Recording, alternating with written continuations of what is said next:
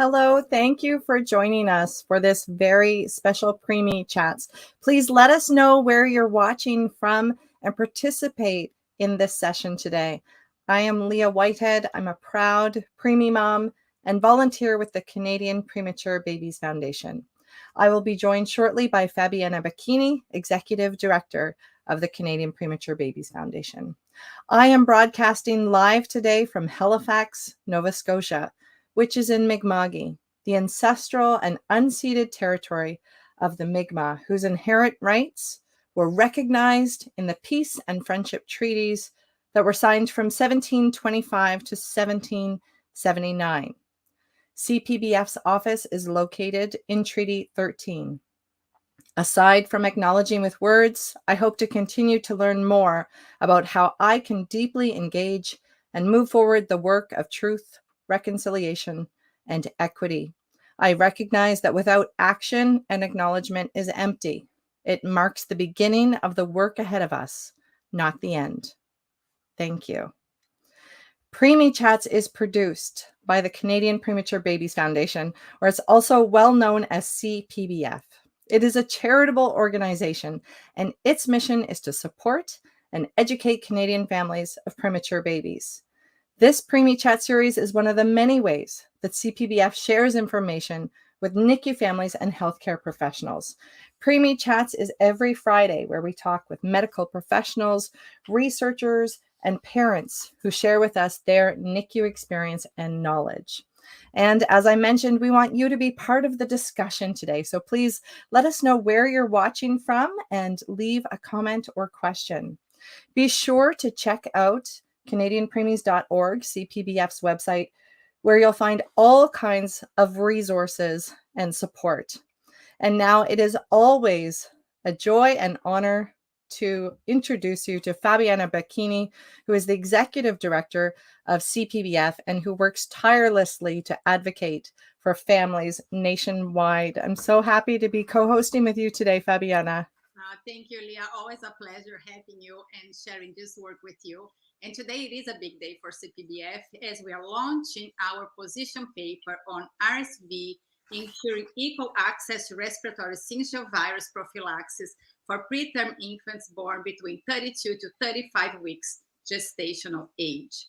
Our position paper is based on a summary of a new cost analysis from Dr. Bosco Pace and Dr. Barry Rogers-Gray, who will be joining us later on today.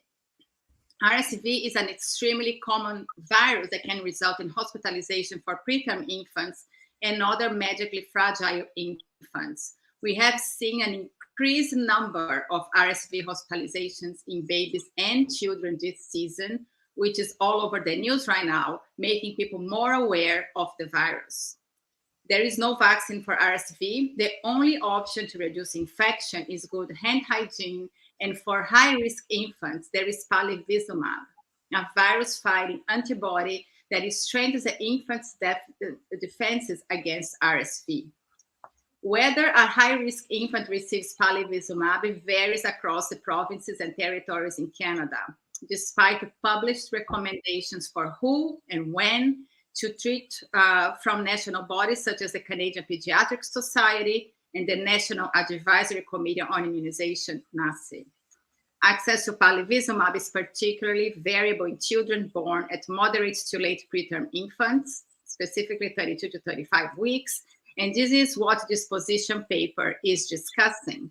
We work with RSV experts to provide a summary of the new cost effectiveness analysis and to offer recommendations on how this presents an opportunity to standardize palivizumab use in this population of infants.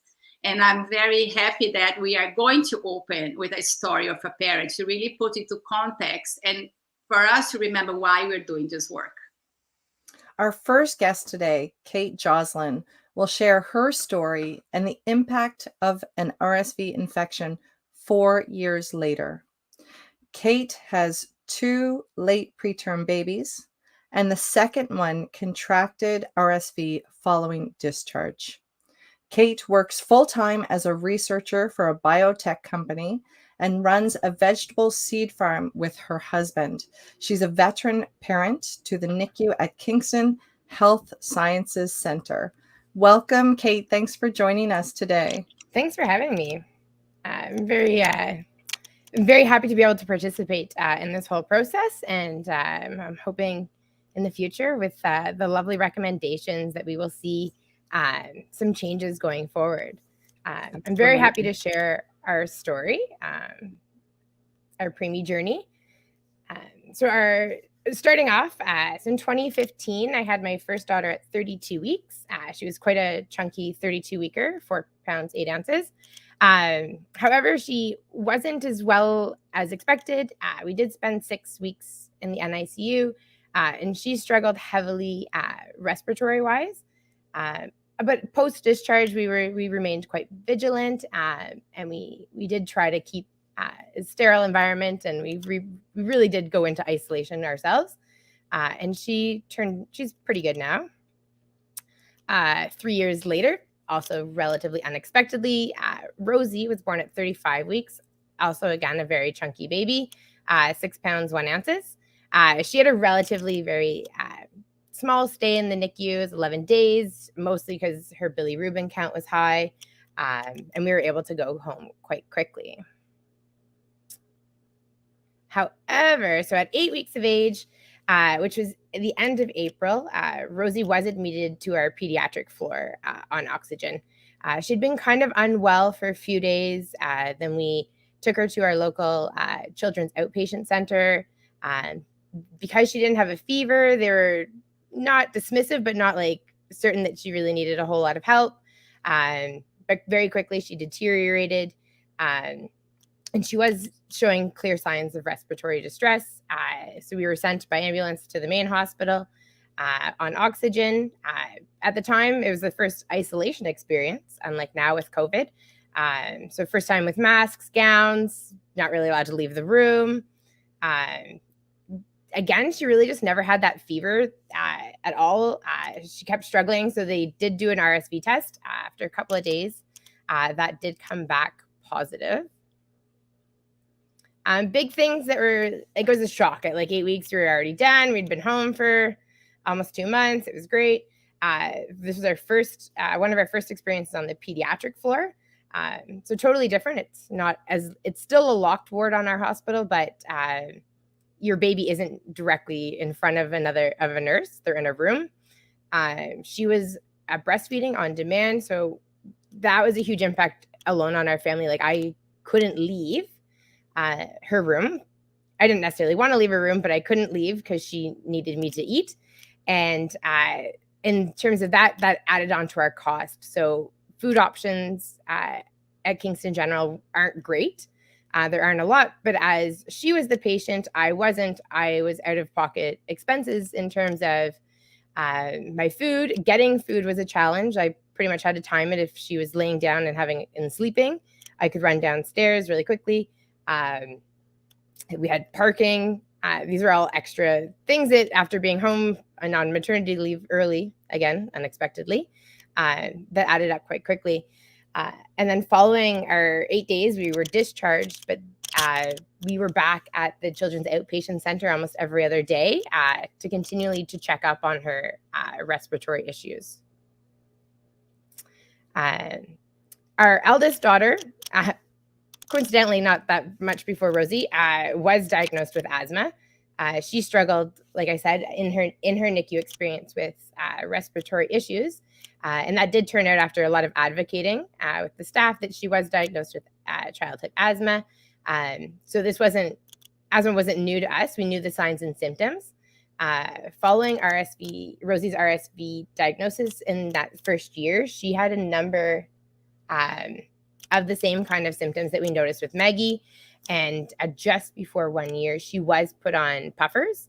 And our respiratory therapists she's been on puffers twice a day, nonstop since 2019. So we are currently now in the end of 2019, she kind of fell off her own growth curve a little bit. So at that point, we did a lot of whether it was issues for swallowing. So we did a lot of tests. We met with OTs. We adjusted dietitians. Everyone was really just satisfied that maybe she was just going to be petite. So flash forward though this year, so she's almost 5. We've met a new respiratory therapist who does agree she still needs to be on puffers. However, she's almost 5 and she is at the 50th percentile for a 3-year-old. So now we have to investigate potentially alternative options for her, because potentially her small stature is due to the steroids that she's been taking for the last 3 years. And this is our lovely children now. So they're otherwise are doing outstandingly, but we're, because of this experience constantly, it's an advocation for me to keep people who have a cough away from any baby. But yeah, I'm happy to answer any questions. And again, thank you so much for the time. Thank you so much for your presentation on that, and to see those smiling faces after. Your story, we hear that a lot of parents who are readmitted after discharge. But tell us, Kate, like, as someone, you spent some time in NICU and then not long after you're back in hospital, emotionally, how was that for you? Oh, that was probably the biggest struggle. And also we have, at the time, Maggie was 3. So we have a 3-year-old and she's like, what's going on? We live about a half an hour north of the hospital. So my husband wasn't readily able to come in to visit. And because we didn't know what she had, that was they were trying to limit. Maggie couldn't come in and see her. So I was pretty much just like hanging out by myself in a room with nothing, and just kind of doing the NICU experience again, running it day by day. And thankfully, it all did turn out quite fine, but it is one of those shocking things. And you're like, oh, yeah, we're back. Yeah, it is certainly very traumatic. And Kate was one of the participants on our roundtable. And we had a lot of discussions on mental health, right? What happens to parents when they get readmitted after such a long NICU stay? And then usually we rush to the hospital with those babies with RSV and other respiratory issues, having a hard time breathing. So bring us all back to those times in the ICU. Yep. There was a lot of discussions on the roundtable around that. But Kate, I know it wasn't your comment on the roundtable, but there was also discussions among the parents on the roundtable when many parents found out that the decisions are made based on cost of the medication. Can you make a comment on that? Yeah, I think all of the participants were very shocked, and it's unfortunate in our healthcare system that a lot of decisions can be made on cost, especially with medications and treatments. And neither of our girls qualified. Rosie didn't qualify because of we live rurally, small daycare. We didn't have any of those major risk factors at the time. I think that it would be lovely. Like, I think that's kind of, it makes you angry to think that the treatments that are available aren't more widespread because of a cost.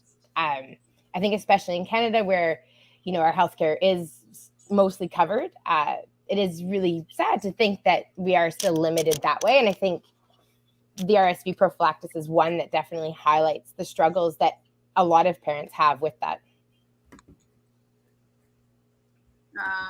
Yes. Yeah, I think Dr. Bosco Paiso is on the backstage. He wants to ask questions. Yes, Bosco, we can ask questions and you can address the questions. If you have any question for Kate, just put on the chat here and we can ask her. But Kate, 4 years later, how are you doing considering what is happening right now in our communities with the spread of not only RSV, but other respiratory viruses? And we see how busy the emergency rooms are across Canada, and in Ontario, particularly, we experience high volumes of emergency visits, 200 to 300% more capacity, I think Bosco said to us. So how are you now? Right now, my life is still stressful. Our eldest daughter is medically fragile, and at this point, and she has a tumor. So we are staying very vigilant on that aspect for her. But I'm seeing it. I am down at our local children's outpatient for her therapies weekly. The lines are crazy. They're astronomically longer than I haven't seen them in the last 3 years. And for us, actually, Rosie this week has had a bit more of a cough, has been whooping a little bit at night, but she doesn't have a fever. We're watching her. You just jump into overdrive. Like, I'm watching her sleeping. She's sleeping without a shirt on, so I can see how she's breathing. We were timing it yesterday, and I think, we're hopefully going to be able to stay home. But we are, prepared, unfortunately, at the drop of a hat. If we need to, we'll go in. But we're trying as much as we can because we know there's such an overrun amount of patients that we're trying to stay home. Absolutely. Okay, any other question for Kate, or we're going to move on? My only other question is, did you hear about RSV while you were in NICU? We did. So with Maggie, we were participants with the FICARE study at the end of the FICARE study. So we participated weekly in education sessions.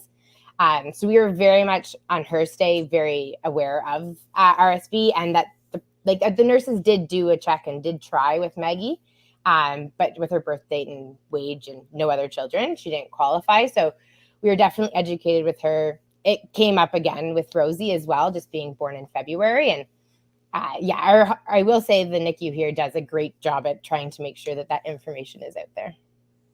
Absolutely. It's such an important conversation because this came up on the survey when we did with parents in 2020. And we were very surprised that most of the parents had never heard about RSV prior to their NICU stay. And even the ones who already had children before. So this is something that really came up at the survey in 2020 that we actually put in our recommendations at this roundtable that I'm going to be discussing later on. I am also very grateful because I was also part of the FICARE study where we're in the NICU. And Mary Ann Brack, who is going to be presenting later today, she was the parental resource nurse, and she made sure you understood about RSV and the risk of RSV. So it was on my radar. But because my son was born 26 weeks and he went home on oxygen and he stayed for a year, we did qualify for 2 years in a row. Yeah.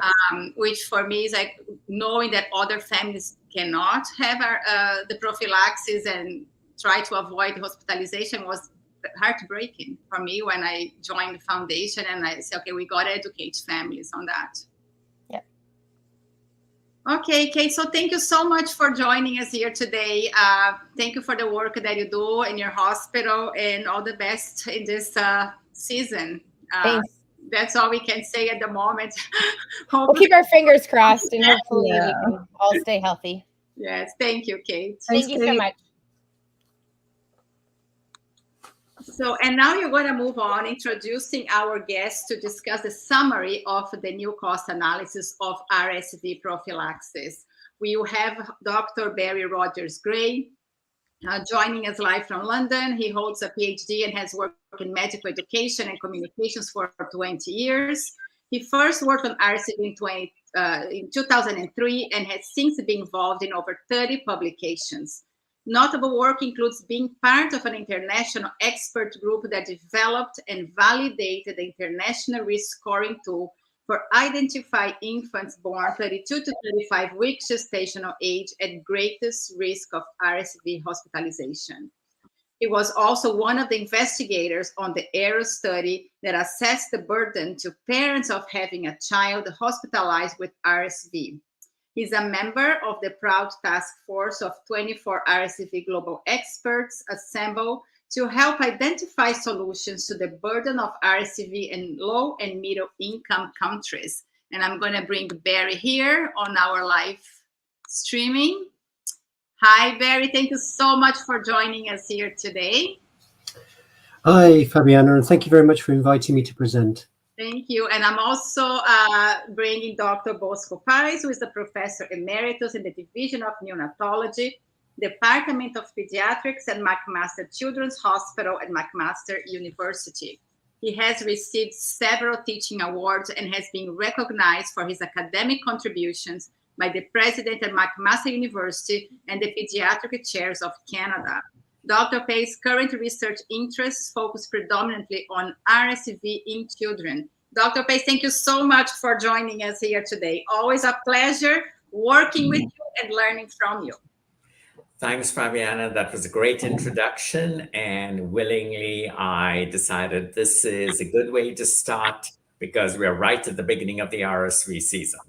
Absolutely. Wonderful. So I will share your slide, Dr. Rogers Gray, and for all of you watching us live today, please do send your questions, your comments that Dr. Rogers Gray and Dr. Pace are going to address them at the end of their presentation. So the floor is yours.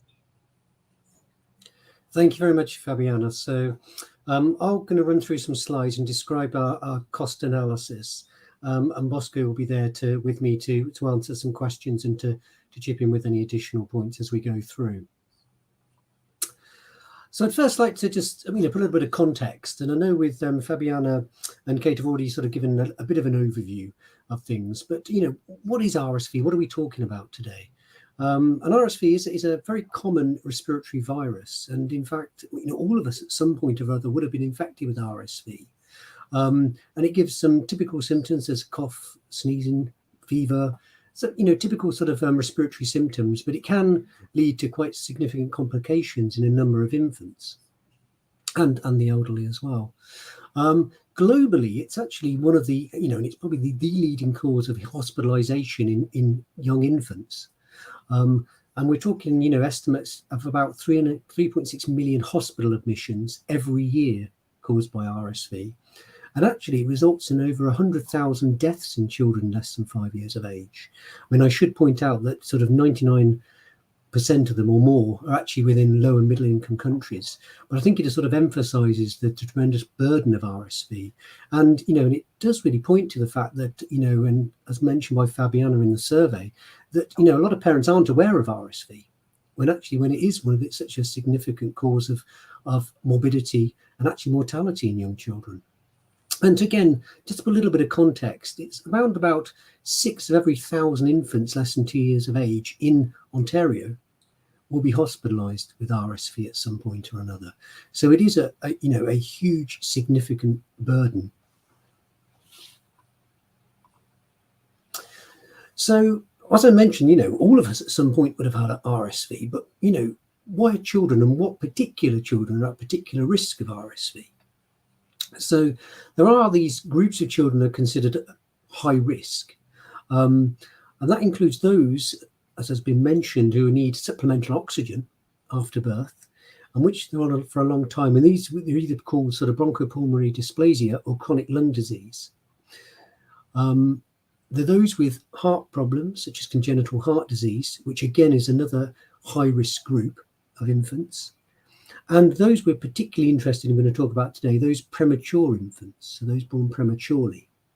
I think it's also worth mentioning and pointing out, whilst these are the high risk groups, the vast majority of RSV hospitalizations actually occur in those infants born at term. But it's these groups who are particularly vulnerable and at risk. So why are premature infants at heightened risk of RSV infection and severe disease? And I think there's two main factors related to that. One is the underdevelopment of their lungs, the smaller airways, making them more susceptible to infection. And the other one in terms of maternal antibody transfer against RSV. And as you can see by that little graphic, those born, and what we're particularly talking about, are those born at sort of 32 to 35 weeks gestational age. Only about 50% or half the maternal antibody transfer, which again leads to their increased vulnerability. And the reason we're sort of focusing in particular on those infants born at moderate to late preterm, we call them, those 32 to 35 weekers, and not the more vulnerable, more younger infants born at sort of below 31 weeks or below, is really to do with the number of infants born at that age. The lower the gestational age, the fewer infants are born at that gestational age. So it's quite a large group in terms of these preterm infants, those born at 32 to 35. And because of that, then it starts to look at which infants do you prophylax with palivizumab and the costs associated with that. So that's why we're particularly focusing on that group today in this talk. So what can be done to sort of decrease the risk of RSV? Well, we shouldn't forget, and I think the main way is actually like with COVID, and as we've learned, good hygiene, good sanitation, washing our hands, covering our mouths when we sneeze or cough. And it's a lot of those associated risk factors, such as, crowding around the infants at daycare. So it's all the sort of things you'd expect when you consider a common cold as well. And that's one of the reasons, and I should mention that RSV is a seasonal virus. Bosco mentioned we're just starting to enter the RSV season. So in the Northern Hemisphere, that typically runs through the winter months. So October, November to round about March time. That said, it has been a bit disrupted by COVID this past year, but that's a typical season. And I should sort of highlighting that part about the burden. If you look at sort of hospitalization of infants across the winter months in Canada, the UK, probably about, of those sort of respiratory infections, around about 80% are probably caused by RSV. And that again shows the true burden of this infection. But what's the other one? Well, at the moment, there's only actually one licensed intervention to actually protect against RSV. And that's palivizumab. Now, in terms of its efficacy, how effective it is at preventing hospitalizations, that's around about 56% reduction overall.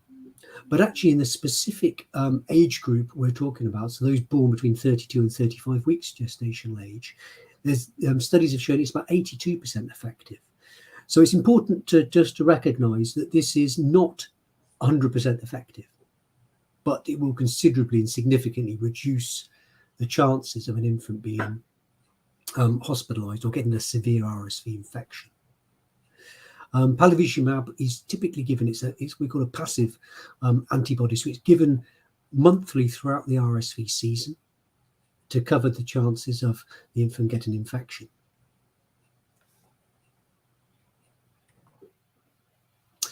So who decides, and how is it decided which infants get palivizumab? And as was touched upon, there is quite considerable variability in that across Canada in terms of access and who gets the palivizumab. And it's particularly for those infants born 32 to 35 weeks gestational age. Now, there are national guidelines, as Fabiana mentioned, by the Canadian Paediatric Society and NACI, and they make sort of broad recommendations on who should get prophylaxed. And it's interesting to note that sort of before 2015, those infants born at moderate to late preterm, the 32 to 35 weekers, were indeed often recommended in these guidelines to get prophylaxis with accompanying risk factors, so the higher risk infants born at this gestational age. But since 2015, actually the guidelines have got more restrictive. So now typically the latest guidelines, it's really those infants born 30 weeks gestation age or less, and the lower than less than 6 months of age who are recommended to get prophylaxis. There are certain exceptions I should mention. So those in sort of, I suppose, remote territories, the policy may change for them just because of terms of access to hospital facilities. But these recommendations, and I suppose in large part, why have they changed? I suppose that's a key question. And I think that's often driven by, across the world, a lot of things are driven by the US. And their guidelines changed in 2014 to become more restrictive. And those of us who sort of work in the RSV field, it was a very politically motivated change, I think, rather than evidence-driven change. But that change by the American Academy of Pediatrics has had ramifications across the world. So not only in Canada as a close neighbour, but also across the world in places such as Italy. It made them change their guidelines. So people at the Canadian Paediatric Society set their recommendations on who they feel should get prophylaxis. But that doesn't mean necessarily they will get prophylaxis, because it's actually decided upon on a sort of province by province level, and determined by local health authorities or local health boards and their own recommendations of who gets it. And there was actually a study done, published about a year ago, that looked at the prophylaxis policies between 2018 and 2019 across Canada. And it was shown that there was considerable variability in those policies. And that went from those infants born 32 to 35 weeks, no recommendations, no funding or access allowed for those infants, to some territories and provinces giving access with accompanying risk factors for those infants. So it's tremendous variation. In the UK, we call it sort of postcode prescribing, and that inequity in access, where depending on where you live is whether you get treatment or not. Which I think is, we can see it's unfair. But looking at why are these decisions made? And how are they made? Well, a huge component of that is really what we call cost effectiveness assessments, and these sort of cost benefit analysis, if for want of a better word. And they really look at the sort of health benefits of a medicine or a treatment against the cost of that, the financial cost of that. And it's really a balance between the two. And if it's deemed a worthwhile expense for the health board or the government to spend on, then it's recommended and access is given. But equally, if it's not considered a good use of money and money could be spent elsewhere on other things in other healthcare reasons, then it's not funded. And it's a judgment call as well. So whilst we can do these analyses, and I will come on to sort of what these sort of thresholds and guidelines, what they tend to use as a rule, it's still very much an opinion-based thing of whether you think it's worth the money or not. And that's what creates the variability ultimately, is individual boards or groups who decide on those policy matters. And I think it's one of those things, I think, as parents, as any patient, it's hard to understand, particularly, as a potentially life-saving intervention. And any life-saving treatment, you think it should be automatically accessed for all patients. But as we know, there are finite resources. There isn't an unlimited budget to spend on medicines. And it's ultimately, a decision made by these boards of where best to put those resources and spend that money. Now, I mentioned sort of a threshold and what they look at. And often in the past, it used to be very much a lot of these government boards and these regulatory bodies used to not really publish what their threshold is or what point do they consider something not cost effective or cost effective. But a lot of analyses have been done on those decisions to try and find out, well, what is there a cutoff? And in Canada, typically it's about 50,000 Canadian dollars by what we call life year gained, or a year of perfect health. So it gets the benefits versus the cost. And if it's 50,000 Canadian dollars or lower, it's generally considered cost effective. And if it's above 50,000 Canadian dollars, then it's generally considered not cost effective and not worth funding. I should say that isn't a hard and fast rule. It can vary quite considerably. For rare diseases, it can actually be considerably higher, 100,000, 200,000 Canadian dollars. And equally, and I think it can be something that the goalposts can move as well. So whilst 50,000 is typical, sometimes you could even get that lowered in some cases. So, but it's a good rule of thumb to remember that. And it's something I'll come back to when I discuss what the analyses and what we've been doing. And I just wanted to, this is a quote, and I won't sort of read it out because I think Kate's given a great job of sort of explaining as a parent what they feel. But I think it's one of the reasons, we look at this, and is what we're trying to do with this work is really to say that there's a human element here. Yes, there is a need to balance the books and have things that are, deemed cost effective, but ultimately there's a human price to be paid on these decisions. And it's not just, things in the short term, but it also, as we've seen with Kate and her children, it could be in the long term as well in terms of asthma complications. And I think a lot of these decisions as well made by these health boards and the public health system are often really looking at what we call direct costs. And direct costs, what we mean, that's sort of costs related to the healthcare system.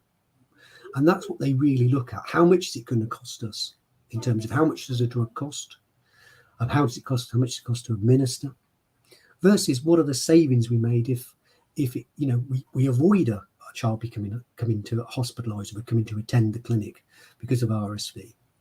But also there's a tremendous burden to parents and carers in terms of, lost time at work when their child's hospitalised and taking them to appointments, and the financial burden of that, and also the mental health burden of that as well. And that's something we think, should be incorporated in these analyses. It's by no means simple to incorporate them because, what price do you put onto mental health? But certainly some of the costs, such as lost term at work, going into hospital, the costs of parking, travel, can certainly be incorporated. And these are typically called, indirect costs or societal costs. So direct costs are related to the healthcare system, indirect costs are related more to society. And I think there's a big move amongst the community of, I suppose, looking at sort of health economics to really incorporate those societal costs into analysis and evaluations. So what way can we improve cost effectiveness? How do we do that? Because the more infants you treat, or the more patients you treat with any drug, the more it costs. So there's two things that are, one way we've looked at trying to identify those infants at the greatest risk is by looking at risk factors and creating risk scoring tools. And Canada is blessed actually that they do actually have a Canadian risk scoring tool. Many countries don't have one. The UK does not have one, for example. And that's led by Bosco, my colleague Bosco, who was instrumental in the development of this tool. And I want to come on to, one that Bosco and I were involved in, which is what we call the International Risk Scoring Tool. So, what do these risk scoring tools do? Well, they incorporate a series of risk factors that an infant, can be scored for that infant. And depending on what the total score is, it's whether they're deemed at a certain risk level. And we typically look at low, moderate and high risk of being hospitalised or with RSV or having a severe RSV infection. And what are these risk factors? And they typically relate, and I'll go through a little bit more about these individual specific ones, but they're, again, common sense if you start thinking about the situation with COVID and we're talking about infection control. One is looking at, young age, small infants, young infants. That's clearly, we talk about underdeveloped lungs with these infants. So certainly being young and small is a risk factor in being born premature. Other key risk factors, again, common sense, relate to things, environmental factors such as smoking. It makes common sense. Respiratory virus, if they're smoking around an infant, it would increase that infant's risk. And I suppose the other sort of major area of risk, if you like, is crowding around the infant. If they've got siblings at school, there may be potential sources of infections around them. If they go to daycare, things such as that. So these are the typical things. So they're quite, in terms of what they are, make sense and they're logical. Now, the Canadian risk scoring tool was actually published in 2008 by Bosco and his colleagues. And that includes 7 risk factors, as you can see listed there. And it has a score out of 100. And essentially what we're looking at really is focusing on those who are what we consider moderate or high risk. And that's a score between a 49 and above, 49 to 64 for moderate and 65 to 100 for high. Now, the international risk scoring tool, and the reason we call it international is because it was developed using, data from 6 studies. And it's actually covering close to 30 countries because one was a multinational study. Hence the reason it's international. And this one, when we developed this one, this was published 10 years later, so in 2018. And one of the key things we wanted to look at was to try and simplify the risk scoring tool and to use fewer risk factors. So we actually got down to 3, but whilst also not losing any sort of ability or predictive accuracy or how good it is at actually predicting risk for an infant. And for this one, the risk categories, again, low, moderate and high. And for moderates, between 20 and 45. and high between 50 and 56. You know, it doesn't neatly fit into a score of 100, such as a Canadian one does. And that's, I suppose, a factor of having to reduce the number of risk factors, essentially. And you can see the actual risk factors, there's a lot of commonality between them. So we've got in risk factor 3 for the Canadian one is born between November and January, so in the sort of peak of the RSV season. And with the international one, it's really 3 months before to 2 months after the start date of that season. As we see, number 2 for the international risk scoring tool was smoking around the infant or smoking while pregnant. And number 7 for the Canadian one is more than one smoker in the home. So again, common risk factor. And as you can see, we've got siblings and or daycare. And again, within the Canadian one, we've got people in the home, including the infant siblings in daycare as well. So there is commonalities. But there's also, you know, with these scores, there are differences in them, and that's important to recognise. Whilst they both do the same job, there are subtle differences. And one of those being, if we consider a high risk, an infant is deemed at high risk using one of these scoring tools, the risk they have, or the chances they have of being hospitalised with RSV or having a severe RSV infection are quite different. And as you can see there, it's about a 20% risk or 1 in 5 chance if you're being hospitalised with RSV using the Canadian risk scoring tool, if an infant's deemed at high risk, and a 10% risk or 1 in 10 chance of being high risk if scored by the international risk scoring tool. And that's really just the way the cut-offs have been done. The Canadian risk scoring tool really looked at, was there points between those, were there sort of break points, nice points within the scores where you could decide what's moderate, what's high, and what's low. And that was so it looked at natural points, whereas the international risk scoring tool, it was done on the basis of, well, we'll consider a low risk infant a 1% risk, and then it was worked off the back of that. So the way they assign risk is different, and it's important to note that point. And I'll come when I start to talk about the cost effectiveness, it does have an impact on that, and it does have an impact in terms of which risk scoring tool should you use.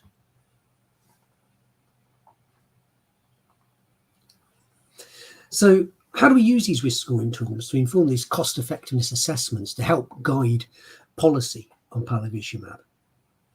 Now, it's worthwhile noting that there was already a publication or a cost analysis done with the Canadian risk scoring tool, and that was last updated in 12 years ago in 2010, and that did find the use of the Canadian risk scoring tool to guide prophylaxis to be a cost-effective approach, so less than that $50,000 threshold I mentioned. But what we wanted to do is to look at an updated analysis, because one, in terms of Canada, it had been 12 years, but you know, we were looking this also beyond Canada in terms of, you know, looking this internationally as well, and a lot of the, I suppose, thinking on RSV had changed actually over the last 10-15 years. So there's new data available on RSV to consider. Also, in terms of our international risk scoring tool, which was published just a few years ago, that had never actually been assessed in terms of, is that a cost, is that cost-effective way of guiding a prophylaxis to 32 to 35 week infants? And I mentioned sort of the previous analysis, say it's 12 years ago, and just to sort of point out some sort of key things and some of the thinking that changed. And we mentioned, and Kate mentioned about a child having asthma as a complication of RSV. And certainly the evidence for that has grown tremendously over the last decade. You know, and I think there's, you know, now clear evidence of an association between having a severe RSV infection and the potential for long-term wheezing and asthma. And several data sets now have followed children throughout childhood to 18 years of age and have shown a clear increased risk of asthma.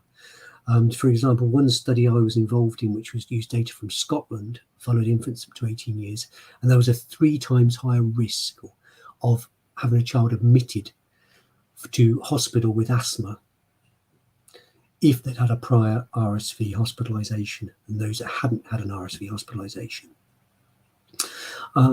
But in terms of the previous analysis mentioned in 2010, that looked at those sort of respiratory morbidity up to 6 years.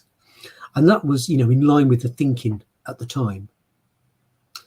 There was also a area which is, again, of interest. And whilst we talk about a lot of the severe hospitalizations caused by RSV, there's also a tremendous number of infants who get a significant RSV infection, maybe don't get admitted to hospital, but they do attend the outpatients or emergency departments, or even their GP or their local family doctor because of an RSV infection. And I think can be sort of 30% of the burden in terms of the direct cost to the hospital may be associated with those non-hospitalized RSV infections, and what we tend to call term MARI, so medically attending RSV infections. And again, that wasn't something that was really considered sort of 15 years ago. It was very much the focus was on hospitalizations. But it's an important part when you're considering the sort of benefits that if you're preventing these medically attended respiratory infections, you're, one, preventing those infants from getting that awful infection, but also you're saving money to the healthcare system. So it's an important point of the analysis. So we wanted to do this updated analysis, but I think also, we looked at this from a very scientific and an evidence-driven approach. So one of the things we did was to undertake a sort of what we call a systematic literature review. So what we did, we looked at all the published models that have been done over the years globally throughout the world that have been published looking at the cost effectiveness of palivizumab in these moderate to late preterm infants. And we actually found 20 such analyses that have been published. And the reason for that was really to look at what they'd done, how they'd done it, what data they'd used, to see how should we build the optimal model and the current model which really reflects current thinking and current practice. And I think that's important because a lot of the prior analyses, those 20 analyses I mentioned, they tended to be a bit derivative. And actually, a lot of them stemmed from an original model developed nearly best part of 20 years ago that was slightly adapted and modified as new evidence came to light, or if it was adapted to a different country. But it was essentially fundamentally the same approach that was being used for best part of 20 years. And we were very keen to start with a sort of blank sheet of paper and look, what's the latest thinking? What should we include? And be fair and balanced on that. So I mentioned we were looking at these medically attended RSV infections. That was part of our model. We looked at long-term respiratory morbidity, the asthma and wheezing, and we looked at that up to 18 years. Many models at the time, either very old model didn't include it at all as a factor or a consideration, or included it to a limited degree. We also included indirect costs, these societal costs to parents as well. So we wanted to factor that into the analysis to make it really reflective of what actually happens in real life. The other sort of advantages we had, perhaps going back to the analysis that was done in 2010, is actually there's been several more strong publications, many of which Bosco was involved in terms of the CARES registry of palivizumab, that gave us a good handle on actually the efficacy or the effectiveness of palivizumab. And Bosco can perhaps say more, but it's a database containing sort of information on 25,000 infants, I believe. So it's a huge resource. So we use the latest data, the latest thinking and up-to-date costings to create our model. And essentially, I don't want to go into sort of the technical details, but essentially for those infants considered by either the Canadian risk scoring tool or the international risk scoring tool at moderate and high risk, they were given prophylaxis. And then what we do is we model and follow those infants, and those who aren't considered moderate high risk don't get prophylaxis, and we model what happens. So we look at, and what can happen to those infants is three things essentially. One, they can be hospitalised with RSV. The second one is they can have a medically attended RSV infection, so visit the emergency department, for example, or they can not have an RSV infection, or they have a mild RSV infection that doesn't warrant any medical attention. And we follow those infants and what happens to them. And we look at the costs associated with each of those parts of the chain. And that includes those infants going on to have long-term respiratory morbidity. And we look at those costs and compare them in those prophylaxed infants versus those non-prophylaxed infants. That's essentially what we do. So I'll sort of look at what the results show. So as I mentioned, we've got the Canadian risk scoring tool and the international risk scoring tool. And we're looking at those scored moderate and high risk to combined or high risk. And again, this is that point I sort of mentioned earlier about the difference with them in terms of their cutoffs and what the scores translate to in terms of prevention or the chances of an infant being hospitalised with RSV. And as we mentioned, the Canadian model has a higher rate of hospitalisation in the high-risk group, whereas there's a lower threshold or a lower rate of hospitalisation that allows you to be high risk for the international risk scoring tool. So that actually has consequences for this analysis. So looking at terms of the potential preventing RSV hospitalizations, with the Canadian risk scoring tool, for those considered moderate or high risk, with the Canadian risk scoring tool, you're looking at sort of potentially preventing 54%. So over half, just over half of all potential RSV hospitalizations. When you look at the international risk scoring tool, you've got the potential to present 85% more, so about 30% more. So in that sense, you could say the international risk scoring tool has an advantage in terms of that prevention. And if you look at the high risk, you can see that there's 64% versus 11%. But that does have consequences if you're preventing more, because if you're preventing more and you've got a lower threshold, you're having to give more infants prophylaxis, give them more infants palivizumab. So in terms of that 50,000 threshold, were they cost effective using both these scoring tools? Well, yes, that's a simple answer. So in terms of the actual results, if you like, for the Canadian risk scoring tool, looking at the moderate and high risk infants, it was about 15,000 Canadian dollars. So considerably below the 50,000 threshold. So we like to say highly cost effective. For the international risk scoring tool, it was just below 30,000 Canadian dollars. So it's about twice as much. So well below, over 20,000 below that threshold. So still highly cost effective, but not as cost effective as a Canadian one. And that purely comes down to that point, is that you're giving more infants prophylaxis, you are preventing more hospitalizations, but there's an extra cost because you're basically paying for more palivizumab. So it's a bit of a balance, and that's what we've got shown on the bottom of the slide there. So when we consider which of the two, international risk scoring tool, the Canadian one, which one to use or should be used in Canada, both are cost effective, both could be given, but there's pros and cons with both of them, if you like. I think the good, strong positive with the Canadian one is, it's been used for 14 years. Canadian nurses and physicians are familiar with it. There's nothing new to learn. And if you're looking purely in terms of, if there are limited budgets, it is more cost effective. So, it's a good approach to take.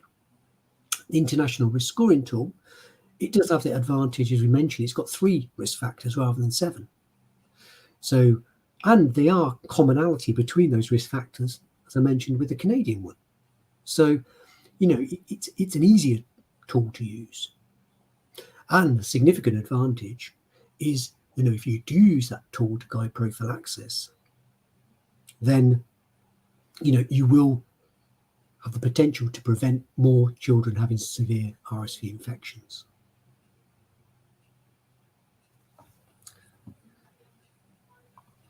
Just really wanted to, conclude and just sort of bring it back, I suppose, sort of full circle. And this is where we came to work with Fabiana and Marianne on the this position paper, because what we've done is we've undertaken a new cost analysis, which hopefully can be utilised within Canada to really combat that variation in access across Canada, and to show that actually using palivizumab and prophylaxis as guided by risk scoring tool is a cost-effective approach and is a good use of healthcare resources in Canada. So I'll leave it there, and I'll hand back to Fabiana for any questions. Thank you.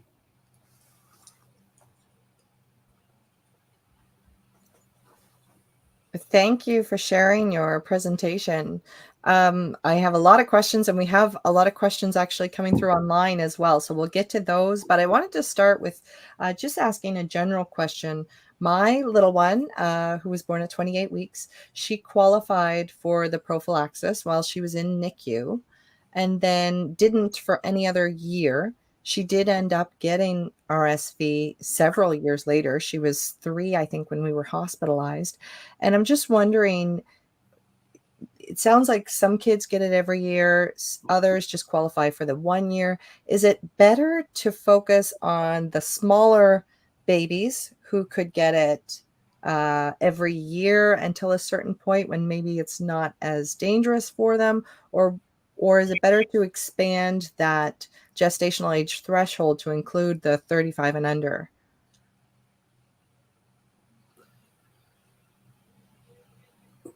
So shall I start on that one? I think. Sure.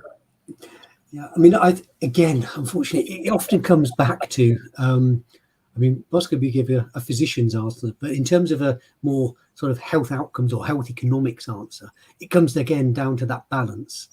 And we do know that, yes, there will be certain children who will have repeat infections and will have repeat severe infections. But we do know as children get older, the severity of those infections go down. And it's, relatively rare, I would say, that you get, a child of yours who will get, the subsequent season getting being hospitalized again. That it does happen, but and in terms of that, again, that cost benefit, the risk is in those infants who are sort of 6 months and or less is really where the highest risk. So in an ideal world, yes, it would be great to offer those, all those infants prophylaxis, but it's a very hard case to justify in terms of the costs of it against the benefits of that. But Moscow maybe have to give more of a physician's hat on. Absolutely. So overall, really, I think there are 2 points to consider. Number one, if you look at the number of kids who get repeat infections, in fact, under the age of 5, they vary between 2 and 9 RSV infections over those years. And in fact, although majority of them tend to occur after the first season, it is still very prevalent. And the thing to appreciate is that the incidence, as Barry already mentioned, is highest in the youngest chronological age group, i.e. less than 6 months. And if you want to tighten that up even more, the peak incidence is in infants who are less than 3 months of age. With each subsequent RSV infection, it's important to recognize that, in fact, some degree of immunity tends to be built up. And over a period of time, in fact, past 2 years of age, the incidence of RSV drops dramatically. And that has been shown in a number of studies done by the public health agencies in Canada and also individual investigators in the various provinces. So it declines very quickly after the age of 2 years. So hence, yes, you can get RSV at an older age, and even more so, actually, since COVID has started. when we look at the distribution in the pandemic season versus the traditional RSV seasons, the age has actually shifted. And more older kids, strangely enough, are now getting RSV and are coming to hospital. And I guess that is in part explained by the immunity, because during the time period of the pandemic, the majority of the mothers were not exposed to RSV. So they did not develop the necessary antibodies to pass to their kids. So that's one important element that may have changed the age limits in terms of where RSV is now more prevalent. But the other thing is all the socio-demographic factors, the changes in the populations, people moving in and out, the change in our habits and what we've done in terms of mask wearing, social isolation. All of those, I think, have impacted the chronological age. So we do see those differences. Yeah. Well, thank you, both of you, for sharing all this knowledge with us.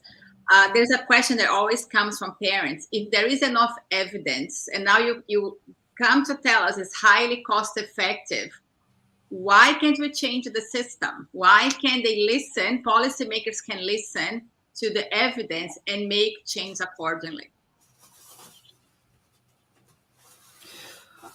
I mean, I can start. I mean, Bosco better speak more, detailed about in terms of the situation in Canada. But again, I think it often comes down to that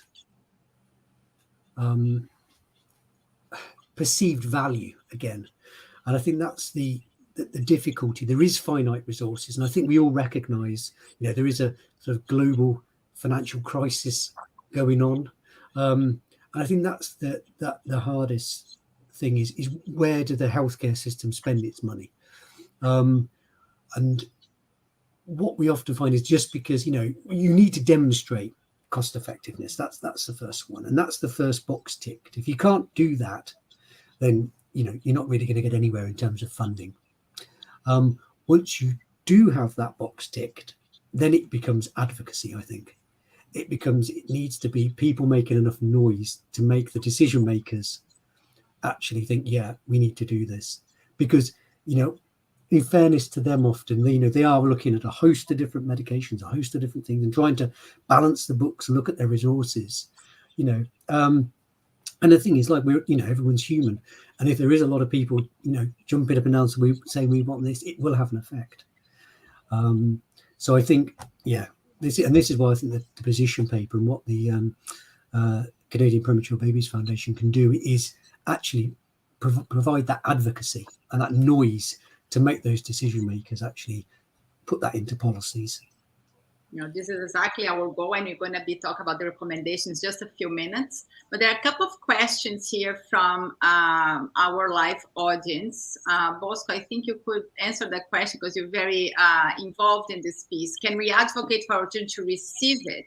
My preemie is 7 months this month, and we have a 5-year-old in school who often brings a stuffy nose or a cough, which doesn't affect her much, but I worry about the baby. Thank you, Petia, for joining us today. Absolutely. I mean, I fully agree with you. So, in fact, you brought up two important points in terms of the risk factors, right? So, a young child, now, once you go past 6 months of age, clearly the incidence of RSV tends to drop off. But you've added more armamentarium to the fire, if you like, by telling us that one child actually goes to school or daycare. And we know that younger siblings, in fact, enhance the risk of RSV. So that is why we developed the risk scoring tool. Unfortunately, or fortunately, I mean, when we looked at this, if you think about the population in general, the annual birth cohort, the infants between 32 to 35 weeks gestation comprise approximately 6% of the annual birth cohort. So when you think about, have we got the money and the funding envelope to give prophylaxis to all of them? right? And I wish we did, but we don't. So that is why we target the moderate and high risk groups amongst that category to actually receive RSV prophylaxis. Because when we looked at our Canadian risk scoring tool, and I did a study locally in Hamilton, but also a study that was recommended by our Ministry of Health and Long-Term Care in Ontario, they first said to us, if you're going this route, demonstrate that it's cost effective. So we did. We looked at the rates of hospitalization in those various risk groups. So in the low risk group, the risk of hospitalization was 1.7%, so relatively low. In the moderate risk group, it was 7.1%. And once you climb to the high risk group, it was 18.7%. So, not surprisingly, when we did our cost effective study, and that was way back when, as Barry mentioned, we demonstrated to the Ministry of Health it makes most sense to target the moderate and high risk group. And it showed that they were well below that threshold of 50,000. And when we demonstrated that in reality with my study, so I'm going to give you an example. When we did the study here, we looked at the number of infants in the low risk group, and we had roughly about 346 infants in the low risk group. We followed them prospectively through the RSV season, and only 5 of them in the low risk group actually got RSV and were hospitalized. So it doesn't make sense economically to prophylax 346 infants to protect 5. And the ones we protected in the moderate and high risk group, actually, none of them were hospitalized with RSV. One came to the emergency room and got discharged home. So we showed very conclusively, Fabiana, that really we should target the moderate and high risk group for RSV prophylaxis. But in the ideal world, yes, we would love to give it to everyone. And that brings up a very important point, because as we move forward in time, an RSV vaccine is rapidly being produced. And hopefully, then all infants will be able to get RSV protection. And in fact, the phase of that study is well into phase 2, phase 3, showing that if you give mums actually the vaccination, it protects the baby even up to 6 months of age. So, there are lots of exciting things in store. But for the present, that is why our study is focusing on the moderate and high risk group. I hope that answers the question.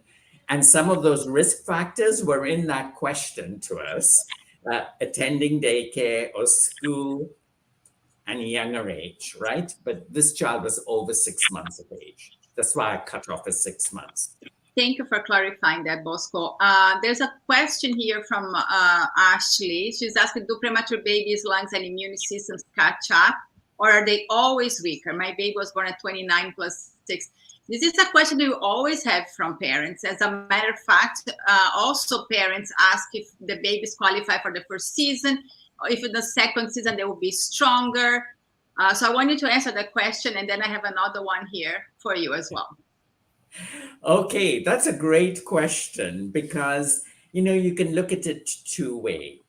There is no doubt with increasing postnatal age that the lungs tend to mature, provided they are not affected during that critical time period of, the first year of life, and they don't get nasty infections that are going to compromise the development of those lungs, okay? We do know now that very low birth weight infants and infants who are born prematurely do have, if you test them in terms of their lung function, they do have slightly reduced lung function. And most of them will tend to catch up with time if their lungs are not involved with any other sort of lung disorders over a period of time. The ones that are hit hardest are those infants who have chronic lung disease or bronchopulmonary dysplasia in the infancy period, i.e., when they're still in the NICU. Very clearly, those infants have compromised lung function going into adolescence, early adulthood, and now people are even suggesting that, in fact, it may set the stage for chronic obstructive pulmonary disease in adulthood. So the ones who are most impacted are those with bronchopulmonary dysplasia or chronic lung disease. The other premature babies will gain lung function and satisfactorily, with the proviso that during that critical time period of the first year of life, their lungs are not actively involved with any other lung disorders, okay, or infections, etc.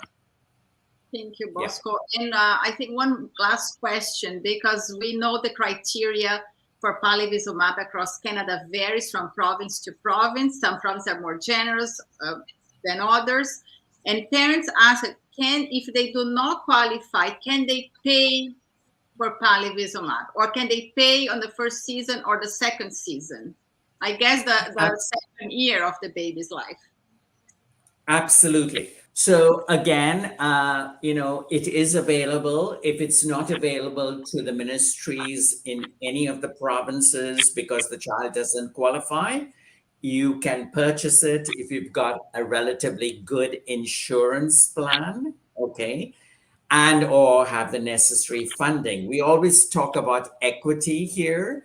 And of course, not all parents can afford it, you're right, because it is a pretty expensive product. But the answer to the question is yes. And there is a company based in Montreal that the parents can write to, get the product, and it can be administered either by a pediatrician or a nurse in a clinic, or even by the family doctor. Absolutely. Okay, Leah, any further question? Otherwise, we're going to move into our recommendations. I'll leave you to that. This was awesome. Thank you for sharing your knowledge with us. Yes, thank you, Bosco and Barry. That was great work, and it was a pleasure working with you on this position paper. Thank you.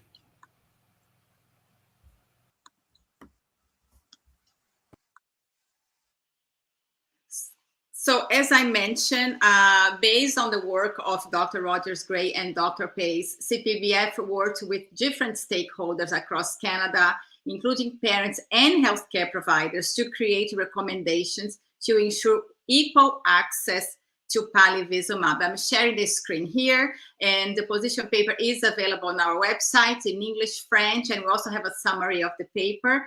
But just to summarize, we are calling to standardize the availability of palivizumab for all moderate and high-risk babies born between 32 to 35 weeks gestation. They should be identified by one of the two risk score tools that has been discussed on their presentation. CPBF heard many stories of families over the years on the impact of hospital admissions for the babies and parents. And today we actually brought Kate's story. And this is something CPBF will be raising awareness and hopefully create change in the system. That's why we are here today. Second, to present RSV information and education on an individual basis to all families. And you're going to discuss that with Marianne in a minute. And third, to provide year-round education for healthcare professionals. And we want to acknowledge that the recommendations 2 and 3 were already identified in our parents' RSV survey in 2020 to understand their knowledge of RSV and how they would like to receive information and education. We also acknowledge that those recommendations can only be achieved if healthcare professionals have funding to receive education year-round. So I'm going to bring here on the stream back Leah and Marianne Brack. Marianne is joining us live from Toronto. She has 43 years of nursing experience in neonatology. She was an RSV nurse coordinator in the NICU at Mount Sinai Hospital in Toronto. And throughout her career, she advocated for parents, provided education and support. She created a lot of educational materials. She co-led parent education programs and participated in the international research of family integrated care. She's currently the chair of CPBF's education committee and was highly involved in the creation of this position paper. Marianne, thank you so much for joining us here today. It's been a long journey for us to understand the situation in Canada and how we can best move forward to support families. Okay, well, thank you for asking me to come and share this. I think one of the things that I wanted to actually bring up was when I actually worked in the RSV program at Mount Sinai Hospital, parents knew nothing about RSV. They came in, unless of course they had a sibling that had RSV. So they came in with absolutely nothing. Now that has changed over the last few years. Of course, we now hear a lot about RSV today. It's on the news, it's everywhere, social media. But I think one of the things that we need to worry about, or it concerns me, is that it's really, really important for parents to receive information and education that's reliable, that's consistent, and Canadian-based. And although social media provides a lot of information, I want families to get information from healthcare professionals that are knowledgeable and have the information to be able to give to families. Social media is okay, but it shouldn't be an educator because it's a lot of misinformation. We know about that. RSV comes into decreasing the risk of infections and hand washing and mask wearing, et cetera, and as we know, there has been misinformation about that. The other thing about social media, it can actually make parents quite fearful because it depends on what parents' stories are. Parents come from all across Canada. They're given different information, misinformation.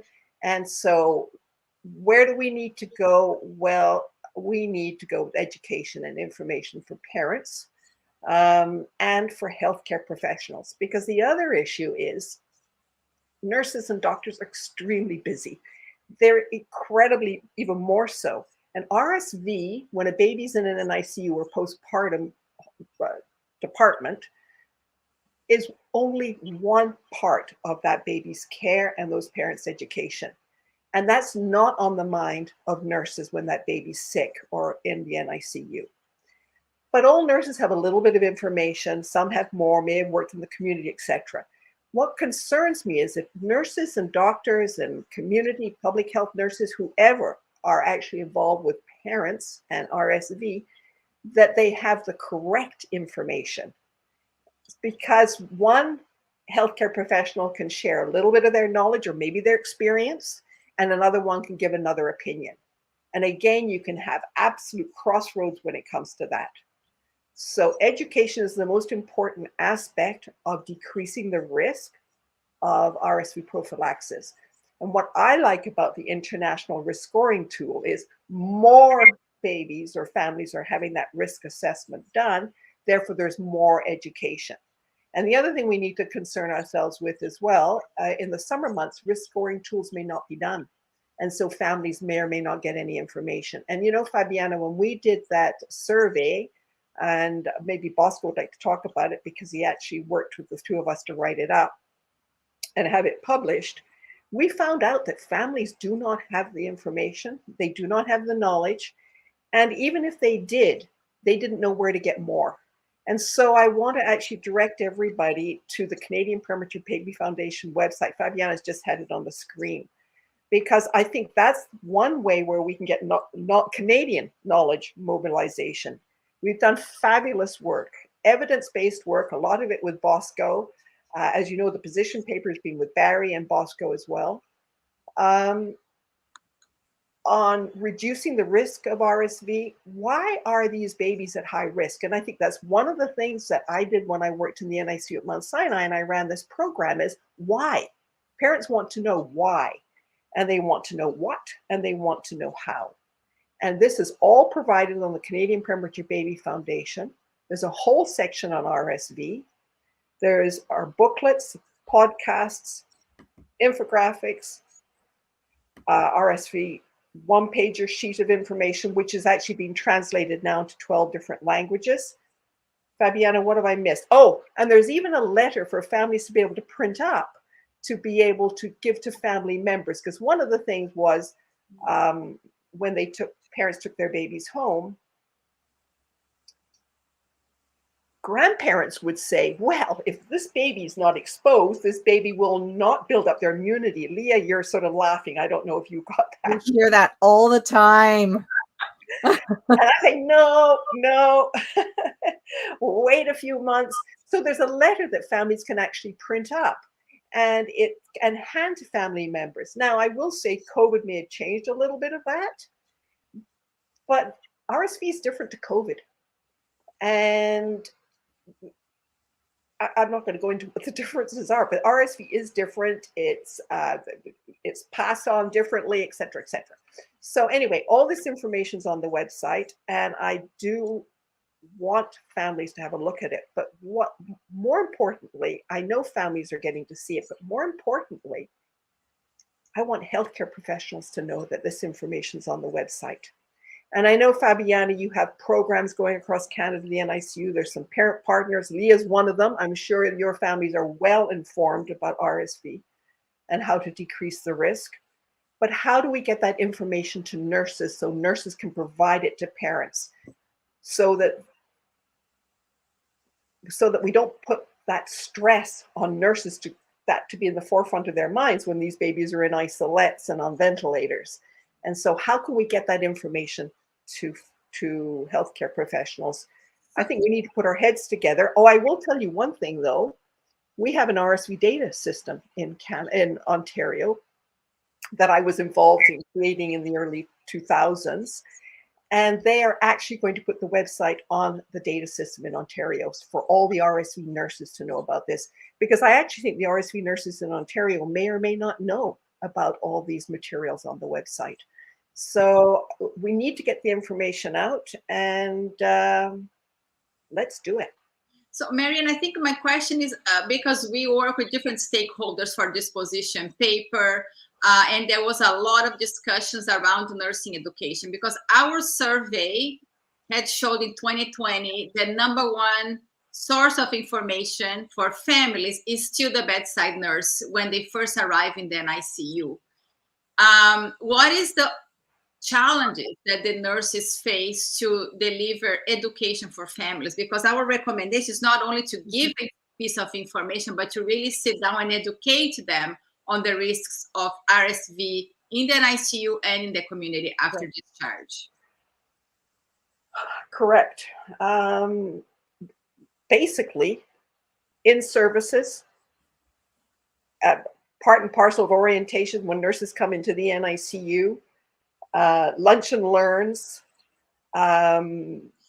parents going into the NICU sharing their story, or I know a lot of them can't get into NICUs at the moment, but Leah can talk about maybe some of the things that she's done.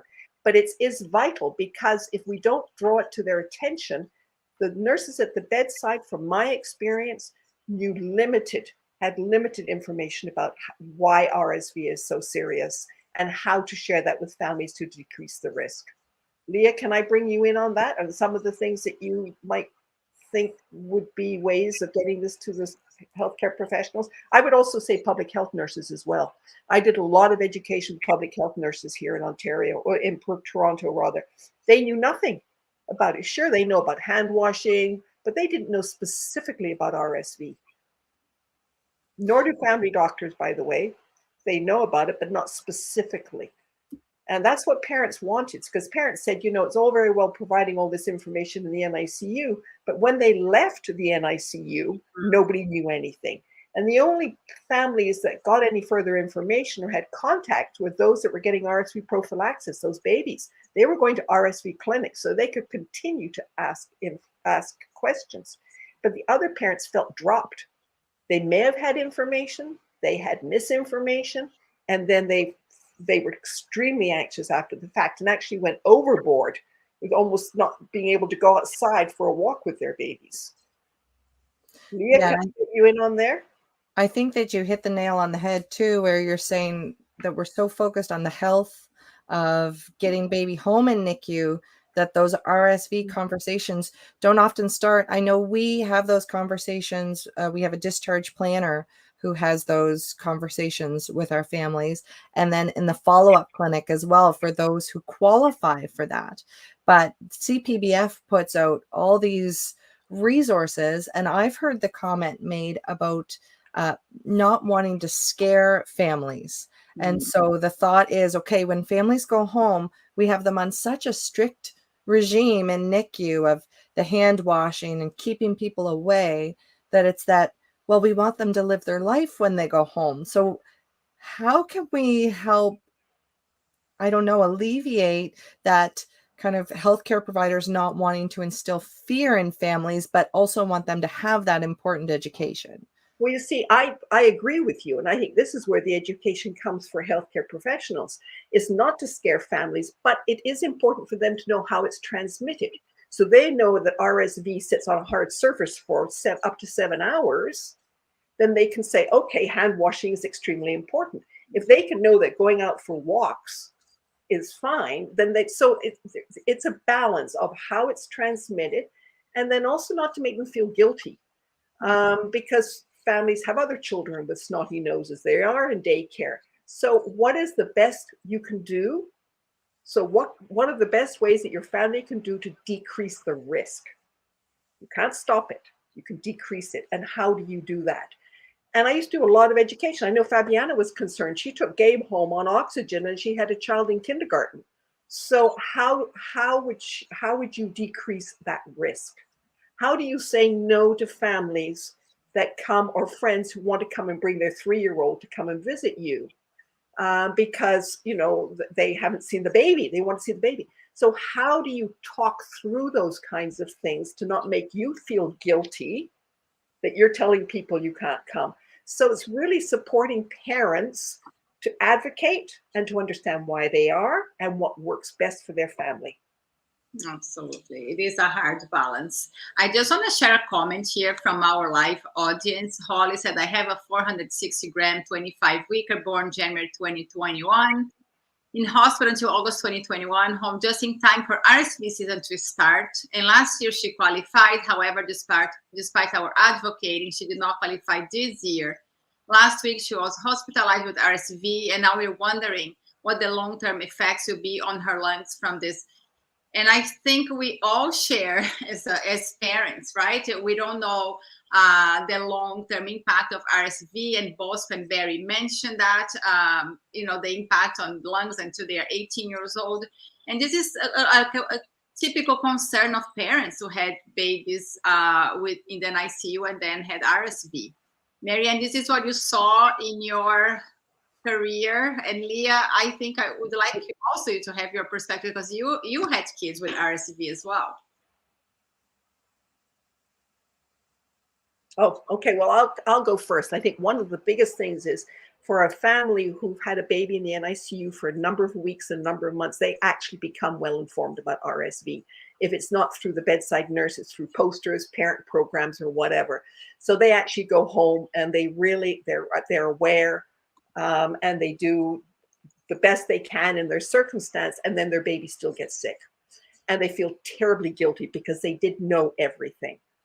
And it's not about that, because it really is about doing what you can do. Parents who have other children at home, it's almost a hopeless task. It really is. And so how do you support that? And then, of course, your baby goes home just before the RSV season. You've heard all about it from the last RSV season. You're feeling really vulnerable and you're scared. The other thing we have to worry about, and the two of you can talk to that, is the parent, and especially the mother's mental health.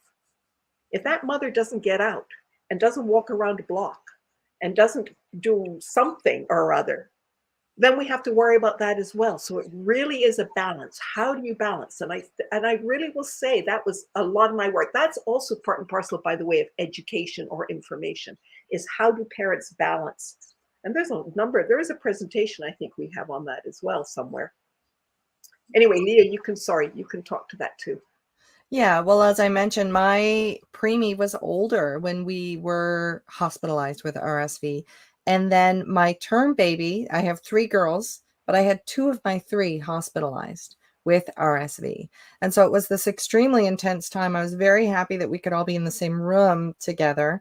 At that time, they admitted the 2 girls together, but it really, to me, just emphasized that importance of the diligence of, you go home and things are good for so long, and you kind of breathe that sigh of relief that, okay, we're through that time of, when these intensive viruses can grab hold. And then here we were in hospital and reliving, like you said, that trauma of NICU. It felt like we were right back in the thick of it again. And so I think it's just that knowledge base, the diligence, and like you said, not living with the guilt of that, because we do still have to live and enjoy life and be Yes. exposed to viruses, but it's that balance. You have to enjoy your babies. You have to kiss them. Parents used to say, "Can I kiss my baby?" Say, "Kiss the baby." Yes. So sorry, Kate, just add a comment here. Kate is the mom who presented earlier on today. She said, I totally miss mentioning or making the connection, but our doctors do attribute to the asthma that our youngest has to her RSV infection and the bronchiolitis she had. So thanks, Kate, for adding that. That is a very important piece of information for sure. And Lee, I think we need to wrap up, but before you wrap up, I want to really say thank you to everyone involved on the creation of this position paper.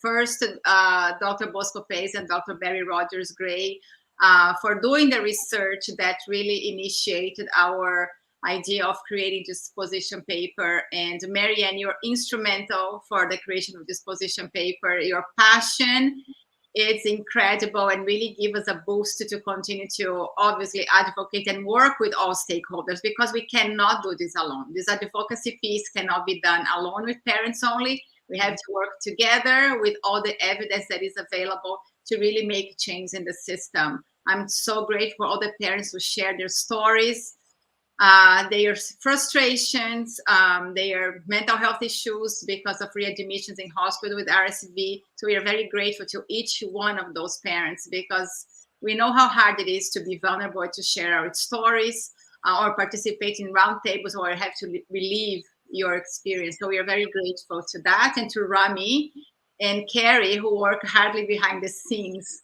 with project management and the beautiful creation of the position paper. So thank you all so much for doing this with us. And I feel like it's been 7 months in the making, but the work is really starting now, because now is the advocacy to really create change in the system. So thank you. That's right. So we're going to have to start getting our heads together. Absolutely. We just got a comment here from Dina. She said, on behalf of Multiple Birth Canada, thank you, Canadian Premature Babies Foundation, and all collaborators and supporters for putting together this position paper and educating families about RSV. We hope the recommendations are implemented soon and more families will have access to palivizumab. Thank you, Dina. That is absolutely critical, because we do have a lot of supporters on this position paper, including Asthma Canada, the Canadian Association of Neonatal Nurses, Life with a Baby, the Canadian Neonatal Network. We have a lot of people involved, and Preemie Quebec, who is our partner in Quebec. It's a parent association from that province that is working with us on the dissemination of this information. So I'm very grateful to everyone involved, and our job is just starting now with all these other organizations. So, and thank you, Leah, for hosting us today. Thank you to both of you. And thank you to everyone who is watching today and for commenting and adding your questions. When we have these kind of interactive times together, they really do kind of build that momentum that we need to create change.